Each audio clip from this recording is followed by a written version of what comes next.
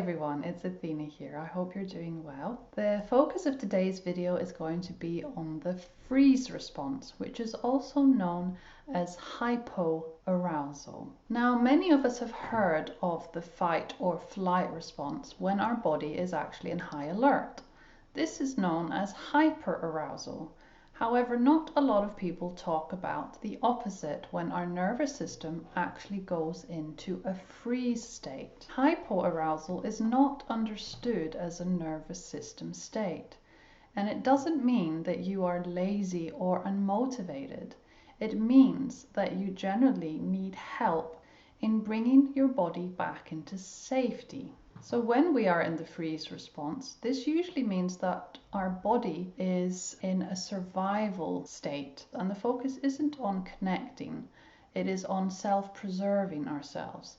Our body is essentially trying to protect us when we are in the freeze response. And this is usually something that we have done or learnt in our childhoods when we experienced trauma. Now, if you can identify with some of these, then you may be in the freeze response. Number one, you feel numb or you feel shut down. Number two, you feel disconnected from yourself in some way. Number three, you are stuck procrastinating. You can never get round to doing things. Now, what are some other examples of us being stuck in the freeze response? We dissociate a lot, so we're physically present, but actually we are mentally somewhere else. We experience a lot of brain fog. We find it very hard to focus. It can also affect the way that we breathe, so our breathing might be quite shallow. We may find that we're constantly staring into space.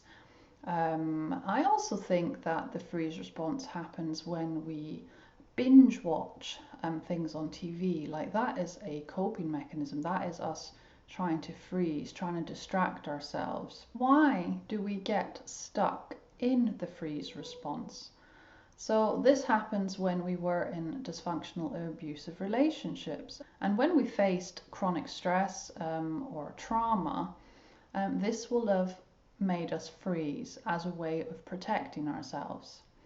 Other causes of us going into the freeze response is when we live in poverty, when we have a very demanding job where we have no breaks and we're not able to have any time out to relax or to recover. We can also get stuck in the freeze response when we experience grief, and we haven't actually been able to process that grief. So we can also be stuck in the freeze response if we are grieving. We may have lost somebody really suddenly and we haven't actually been able to process the grief. We haven't been able to properly grieve and actually process the loss of this person.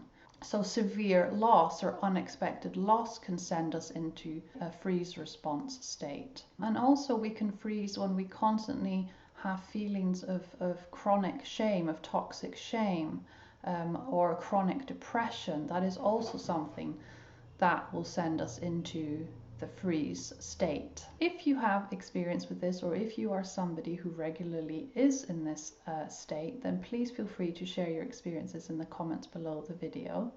Thank you very much for tuning in today. Take care, and I will see you very soon. Bye-bye.